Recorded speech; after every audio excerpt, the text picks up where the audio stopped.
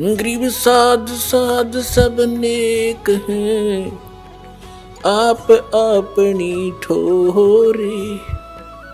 जो सतलोक ले जाएंगे वो साधु कोई और।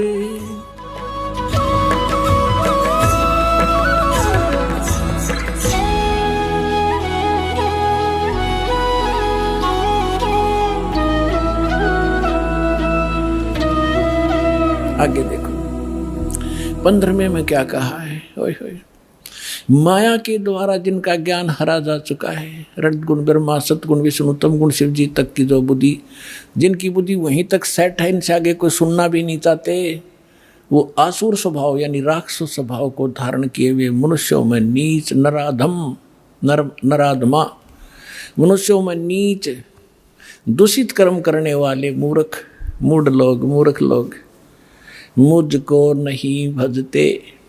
अब दास आपको सुनाएगा, थोड़ा सा मौखिक था।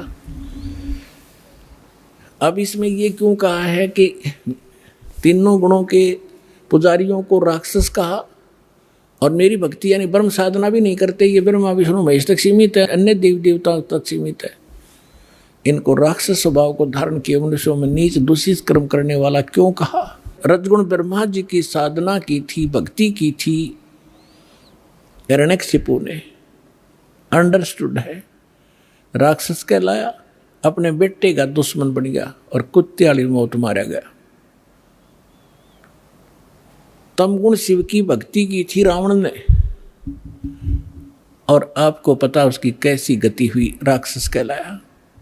और एक भस्मागिरी नाम का शिव का पुजारी था, और उसने भगवान शिव के कैलाश पर्वत पे उनके गेट के सामने 12 वर्ष तक भक्ति करी, ऊपर ने पैर नीचे ने सिर सिरासन पर।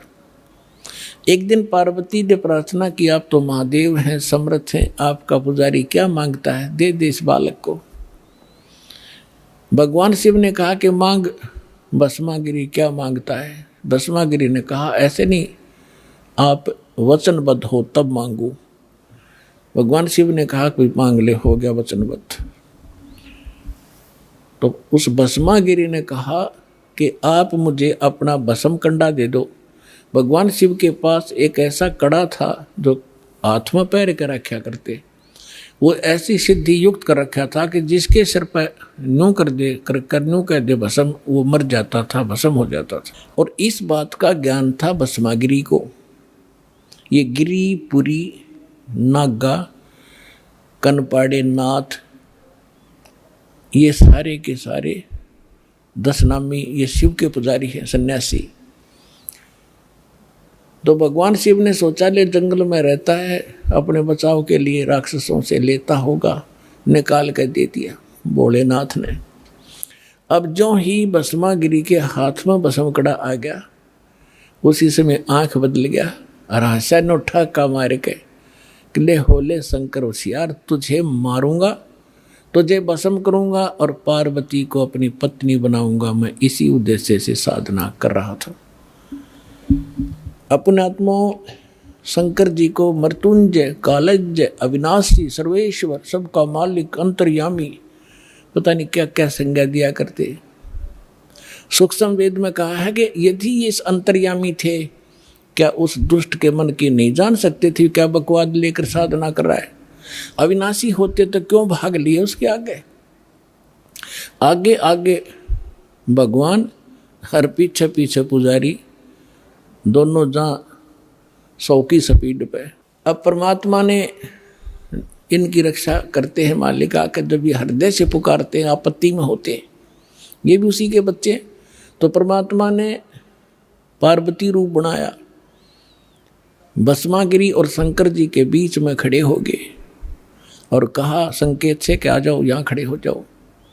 अब भस्मागिरी ने सोचा भी बिल्कुल ठीक है, कड़ा मेरे पास है, शंकर जी तो रुका नहीं, अभी 100 किलोमीटर तो रहे, मैं इतने 2 बात कर लेता हूँ।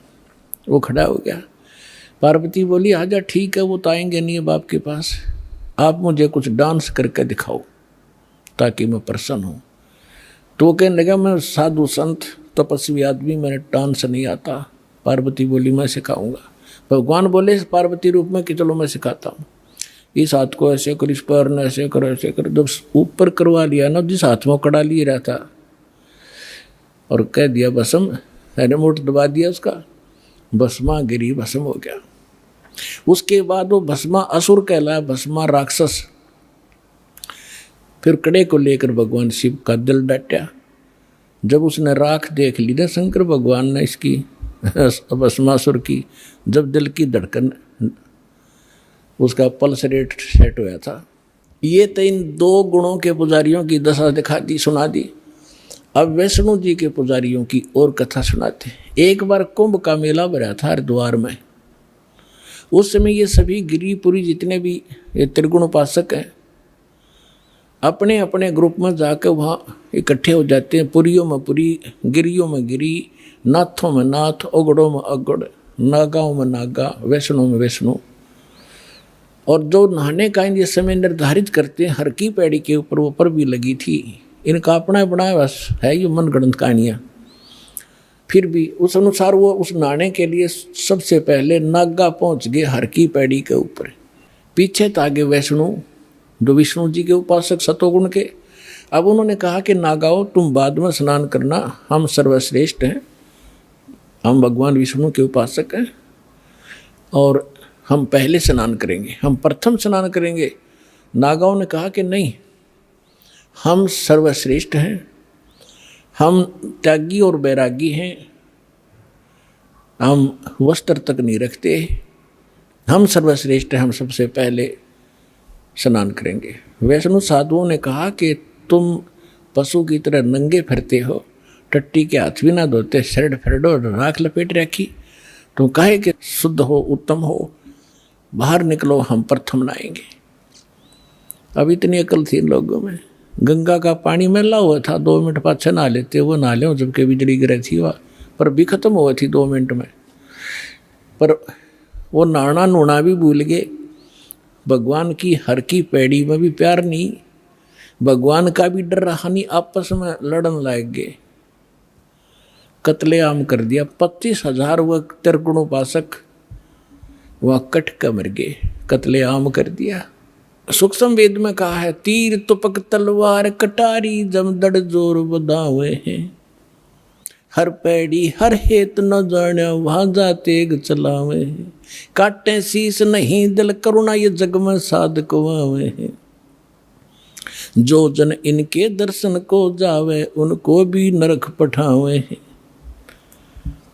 कहते हैं हर पैड़ी हर हेत न जाना, और वहां कर्द ठोके एक दूसरे ने कत्लेआम करें, और कट्टे शीश नहीं दिल करुणा, इनमें दया नहीं राक्षसों में।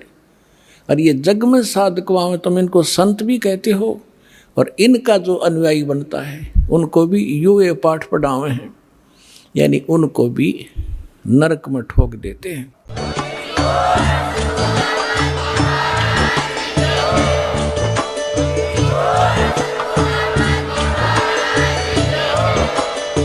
सुन रहे थे जगत गुरु तत्वदर्शी संत रामपाल जी महाराज जी के मंगल प्रवचन। अधिक जानकारी के लिए विजिट कीजिए हमारी वेबसाइट www.jagatgururampalji.org। संत रामपाल जी महाराज जी के शुभ आशीर्वाद से पूरे विश्व भर में 500 से भी ज्यादा नाम दीक्षा केंद्र हैं, जिन पर संत रामपाल जी महाराज जी द्वारा ऑनलाइन निशुल्क नाम दीक्षा दी जा रही है। अपने नजदीकी नाम दीक्षा केंद्र का पता करने के लिए संपर्क करें 8222 880541।